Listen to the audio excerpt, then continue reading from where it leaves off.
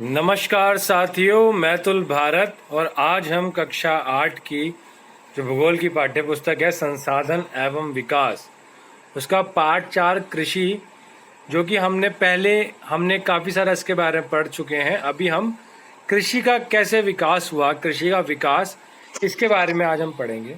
तो पढ़ने से पहले हम थोड़ा सा रिवीजन कर लेते हैं ताकि मैं आपको थोड़ा सा बता दूं कि हमने क्या क्या पढ़ा था। हमने कृषि के बारे में पढ़ा था, जिसके अंदर हमने वाणिज्यिक कृषि के बारे में पढ़ा था, हमने निर्वाह कृषि के बारे में पढ़ा था। तो आपके बारे में आपने जब देखा था कि कृषि के प्रकार के बारे में पढ़ा, इसमें निर्वाह कृषि मतलब अपने जीवन के लिए निर्वाह करने के लिए, और वाणिज्यिक जैसे मैंने कहा था कमर्शियल कृषि मतलब व्यापार करने के लिए। तो निर्वाह कृषि में क्या होता है, आपको पता है कि निर्वाह कृषि आदिम निर्वाह कृषि में वर्गीकृत किया जा सकता है। इसमें गहन निर्वाह कृषि होती है और आदिम निर्वाह कृषि होती है। किसान एक छोटे भूखंड पर साधारण औजारों और अधिक श्रम से खेती करता है और धूप वाले दिनों से युक्त जलवायु और उर्वर मृदा वाले खेत में, है ना, अपने लिए इतना इतना उगाता है जिसमें वह अपने लिए खाना खा सके। ठीक है। और आदिम निर्वाह में कृषि में क्या होता है कि स्थानांतरित कृषि होती है चलवासी पशुचारण के द्वारा। मैंने आपको बताया था एक जगह से दूसरी जगह पर स्थानांतरित कृषि करते हैं, जिसमें आपको पता है कि कर्तन एवं दहन, जैसे झूम खेती भी कहते हैं, तो इसको झूम खेती कहते हैं उत्तर पूर्वी भागों में, जिसको स्थानांतरित कृषि कहते हैं। चलवासी पशुचारण में मैंने आपको बताया था कि एक जगह से दूसरी जगह पर काफ़ी सारे जो कबीलों के लोग होते हैं, जनजाति लोग होते हैं, वे एक दूसरे स्थान से दूसरे स्थान पर जाते हैं और उनके पास बहुत सारे ऊँट भेड़ बकरियां होते हैं, और ये पशुचारक उनका दूध मांस ऊन खाल आदि का उत्पाद जो होता है वो उपलब्ध कराते हैं लोगों को और अपना जीवन यापन करते हैं। आप यहाँ पे चित्र में देख भी सकते हैं। वाणिज्यिक कृषि के बारे में मैंने आपको बताया था कि वाणिज्यिक कृषि में फसल उत्पादन और पशुपालन बाजार में विक्रय हेतु किया जाता है, मतलब बेचने के लिए वे सब करते हैं। और इसके अंदर भी क्या था कि वाणिज्यिक अनाज कृषि थी और मिश्रित कृषि थी और रोपण कृषि थी। तो वाणिज्यिक कृषि के अंतर्गत भी हमने उसको 3 भागों में बांट दिया था, जिसके अंदर जैसे कि आपको पता है कि अमेरिका में, यूरोप में, एशिया में जहाँ पे शीतोष्ण घास के मैदान हैं, वहाँ पे वाणिज्यिक अनाज कृषि के प्रमुख क्षेत्र हैं। ये क्षेत्र सैकड़ों हेक्टेयर के बड़े फार्मों से युक्त विरल आबादी वाले हैं और अत्यधिक ठंडे वर्धन काल को बाधित करते हैं, इसलिए वहाँ पे एक ही फसल उगाई जाती है वाणिज्यिक अनाज कृषि में। और मिश्रित कृषि में क्या होता है कि भूमि का उपयोग भोजन में चारे की फसल उगाने, पशुधन पालने के लिए भी किया जाता है। यूरोप में, संयुक्त राज्य अमेरिका में, अर्जेंटीना, दक्षिण पूर्व ऑस्ट्रेलिया, न्यूजीलैंड आदि में भी इनका प्रचलन होता है। रोपण कृषि मैंने आपको बताया था कि रोपण कृषि में मुख्यतः नकदी फसल, जिसे आप कह सकते हैं कि भाई मतलब रोपित की जाती है, जिसमें आप देखेंगे चाय, कहवा, काजू, रबड़, केला, कपास आदि उगाए जाते हैं। अब क्या है कि बड़े पैमाने पे उगाए जाते हैं, इनमें मशीनें लगती हैं, इनके प्रसंस्करण के लिए खेतों के पास में कारखाने लगाए जाते हैं। मतलब इनको, अब आपको पता है भाई कपास होएगा तो कपड़ा बनाने के लिए वहीं पे खेतों के पास में बड़ी बड़ी मिलें लगाई जाती है। इस कृषि में परिवहन जाल की आवश्यकता भी होती है। और रोपण कृषि के मुख्य क्षेत्र विश्व के उष्णकटिबंधीय प्रदेशों में पाए जाते हैं। मलेशिया में रबड़, ब्राज़ील में कहवा, भारत और श्रीलंका में चाय इसके कुछ उदाहरण हैं।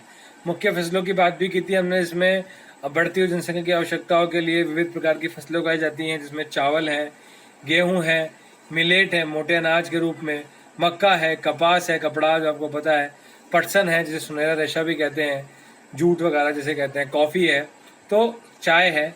और इनके बारे में बताया था मैंने कि कैसे कैसे किस किस क्षेत्र में ये उगाई जाती है। तो इसके बारे में अगर आपको अच्छे से पढ़ना है तो इससे पहले वाली वीडियो को आप देख लीजिएगा और चैनल को सब्सक्राइब कर दीजिएगा। मैंने थोड़ा जल्दी से रिवीजन कराया है ताकि हम इस चैप्टर को आज निपटा सके, इसको कंप्लीट कर सके, है ना। तो कृषि का विकास आज हम पढ़ेंगे और इससे पहले वाले वीडियो को आप देख लेना, उसका लिंक डिस्क्रिप्शन बॉक्स में भी डाल दिया जाएगा। और आप लोगों का बहुत अच्छा प्यार मिल रहा है हमारी वीडियोस को, आप बहुत सारी वीडियोस को देखते हैं, क्वेश्चन आंसर वीडियोस को लगाते हैं, PYQs जो हम लेके आते हैं, मतलब ऐसे क्वेश्चन जो पिछले सालों में पूछे भी गए थे, जो हम बताते हैं पाठ के अंतर्गत ही, तो आपको समझ में आता है कि कितने महत्वपूर्ण है और काफ़ी ज़्यादा आपके लिए आगे आने वाली पढ़ाई में कामगर होंगे।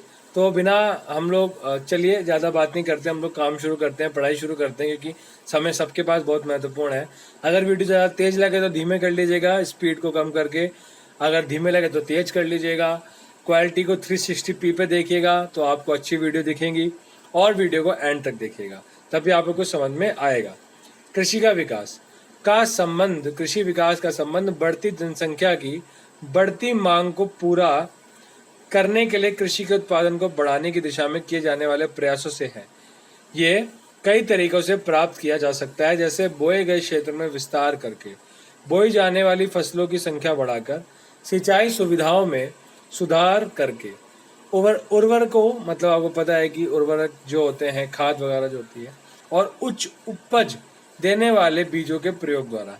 तो उर्वरक खासकर मैंने आपको बताया था कि ये रासायनिक होते हैं, और खाद जो होती है, जो जैविक खाद वगैरह होती है, बायो फर्टिलाइजर जो होता है, वह गोबर वगैरह से बनती है। तो उर्वरक मेनली जो यूरिया वगैरह, डीएपी वगैरह यूज होते हैं, उच्च उपज देने वाले बीजों का भी प्रयोग किया जाता है, थोड़े से रासायनिक चीज़ों का इस्तेमाल किया जाता है। कृषि का मशीनीकरण भी कृषि के विकास का एक अन्य पहलू है। ठीक है, क्या पहलू है? मशीनीकरण। मशीनीकरण क्या होता है? मशीनों का इस्तेमाल। आप देखें ना, ट्रैक्टर होता है और थ्रेसर होता है, बहुत बड़ी बड़ी मशीनें भी इस्तेमाल की जाती है। कृषि के विकास का चरम लक्ष्य खाद्य सुरक्षा को बढ़ाना है। कृषि का विकास विश्व के विभिन्न भागों में विभिन्न गतियों से हुआ है। आपको पता है, देखिए, अगर कृषि ना हो तो कुछ भी नहीं उगेगा, और कुछ भी नहीं उगेगा तो आप कुछ भी नहीं कर सकते। आपको खाने के लिए फसल की आवश्यकता है, आपको कपड़ा आप पहनते तो उसके लिए कपास की आवश्यकता है ना, पटसन की आवश्यकता है, चाय कॉफ़ी के लिए आप जो पीते हैं पेय पदार्थ, उसके लिए इन सब की आवश्यकता है। अगर आपको दूध चाहिए तो जो पशुचारण के लिए, जो पशुओं के खाने के लिए, उसके लिए भी घास उगाई जाती है ना, चरी उगाई जाती है। तो इस प्रकार से कृषि बहुत ज़्यादा महत्वपूर्ण है। और जो हमारे खाद्य सुरक्षा है, मतलब खाने पीने की चीज़ों की सुरक्षा है, ताकि हम सिक्योरिटी अपनी रख सके, उसके लिए बहुत ज़्यादा महत्वपूर्ण है कृषि। अधिक जनसंख्या वाले विकासशील देश अधिकतर गहन कृषि करते हैं। आपको बताया था गहन कृषि के बारे में, जहाँ छोटी जोतों पर सामान्यतः जीविका और उपार्जन के फसलें उगाई जाती हैं। बड़ी जोतें वाणिज्यिक कृषि के लिए अधिक उपयुक्त होती है, जैसे अमेरिका, संयुक्त राज्य अमेरिका, यूएसए, कनाडा और ऑस्ट्रेलिया। ठीक है, यूएसए का मतलब संयुक्त राज्य अमेरिका होता है, यूनाइटेड स्टेट ऑफ अमेरिका। ठीक है, आओ हम दो फार्मों, एक भारत और दूसरे संयुक्त राज्य अमेरिका के वस्तुस्थिति अध्ययनों की सहायता से विकासशील और विकसित देशों की कृषि के विषय में जानते हैं। ठीक है, क्या आप जानते हैं खाद्य सुरक्षा तभी बनी रहती है जब सभी व्यक्तियों को क्रियाशील और स्वस्थ जीवन जीने के लिए आहार की आवश्यकता और प्राथमिकता के आधार पर हर समय पर्याप्त, सुरक्षित और पौष्टिक खाद्य पदार्थ की सुविधा उपलब्ध हो। ठीक है, कि खाद्य सुरक्षा तभी बन सकती है जब स्वस्थ जीवन के लिए हमें अच्छा खाना मिले और प्राथमिक आधार पर हमको पौष्टिक खाद्य मिले, मतलब ताकि हम जीवित तो रहें। इसके लिए तो कृषि एक बहुत महत्वपूर्ण विकासात्मक कार्य है, आपको याद रखना है। अरे 8वीं क्लास है, विकास आपको पता है ना, विकास आपका दोस्त नहीं, विकास का अर्थ जिससे आप बढ़ते हैं, आपके अंदर वृद्धि होती है ना। तो भारत का एक फार्म के बारे में यहाँ पे एक बताया जा रहा है कि उत्तर प्रदेश के गाजीपुर जिले में आदिलाबाद एक छोटा सा गांव है। मुन्नालाल इस गांव का एक छोटा सा किसान है, जिसके पास लगभग 1.5 हेक्टेयर का एक फार्म है। 1.5 हेक्टेयर का क्या है? फार्म है। बहुत बड़ा होता है 1.5 हेक्टेयर भी। इतने मुख्यतः भारत के अंदर इतनी बड़ी बड़ी ज़मीनें भी नहीं मिलती हैं। आज बहुत बड़ी संख्या में जो हमारे किसान हैं, उनके पास बहुत छोटी छोटी ज़मीनें हैं, 5, 10, 15, 20 बीघा से ज़्यादा। फिर वो बड़े थोड़े मध्यम वर्ग के किसान आ जाते हैं। उसका आवास मुख्य गांव में है। वह अधिक उपज देने वाले बीजों को बाजार से वर्षों के एकांतर पर खरीदता है। उसकी भूमि उर्वर है और वह वर्ष में कम से कम 2 फसलें, सामान्यतः गेहूं, चावल और दाल उगाता है। किसान अपने मित्रों और बुजुर्गों के साथ साथ सरकारी कृषि अधिकारियों से कृषि कार्यों के संबंध में सलाह लेता है। वह अपने खेत के जुताई के लिए भाड़े पर ट्रैक्टर भी लेता है। यद्यपि उसके कुछ मित्र अभी भी बैलों से खेतों को जोतने की परंपरागत विधि का प्रयोग करते हैं। समीप के खेत में एक नलकूप है, जिसे वह अपने खेत की सिंचाई के लिए भाड़े पर लेता है। नलकूप, ठीक है, नलकूप क्या होता है भाई? जमीन के अंदर से जो पानी निकालते हैं ना, जिसे आप बोर कह सकते हैं, ठीक है, बोरवेल जिसे आप कहते हैं, है ना। तो खेत की सिंचाई के लिए भाड़े पर लेता है। मुन्नालाल के पास 2 भैंस और कुछ मुर्गियां भी हैं। वह निकट के शहर में स्थित सहकारी भंडार में दूध बेचता है। वह वहाँ का सदस्य है। सहकारी समिति उसके जानवरों के लिए चारे के प्रकार, पशुधन के स्वास्थ्य के सुरक्षात्मक उपाय और कृत्रिम गर्भाधान के संबंध में भी सलाह देती है। कृषि के विविध कार्यों में परिवार के सभी सदस्य उसकी सहायता करते हैं। कभी कभी वह बैंक या कृषि सहकारी समिति से बीजों के उच्च उपज वाली किस्मों और औजारों को खरीदने के लिए लोन भी लेता है। ऋण मतलब लोन। वह अपने उत्पाद को निकट के शहर में स्थित मंडी में बेचता है। अधिकांश किसानों के पास भंडारण सुविधाओं की कमी होती है, इसलिए वह बाजार के अनुकूल न होने पर भी अपने उत्पादों को बेचने के लिए विवश होते हैं। हाल के वर्षों में सरकार के भंडारण की सुविधाओं के विकास के लिए कुछ कदम उठाए गए हैं। भारत में क्या होता है, भारत के बारे में उनको बताया कि उनके पास, किसानों के पास ज़्यादा पैसा नहीं तो लोन भी लेना पड़ता है।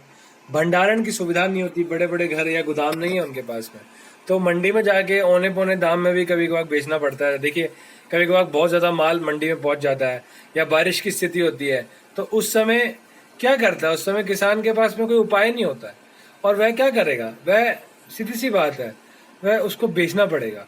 माल उसी फसल को उसी दाम में बेचना पड़ेगा जिस दाम पर मंडी में उससे जो मंडी के अंदर जो बैठे होते हैं, जो लोग खरीदते हैं, वो ले लें, क्योंकि उसके पास जगह नहीं है। आज संयुक्त राज्य अमेरिका के एक फार्म की बात करते हैं। संयुक्त राज्य अमेरिका में एक फार्म का औसत आकार भारतीय फार्म की तुलना में बहुत बड़ा होता है।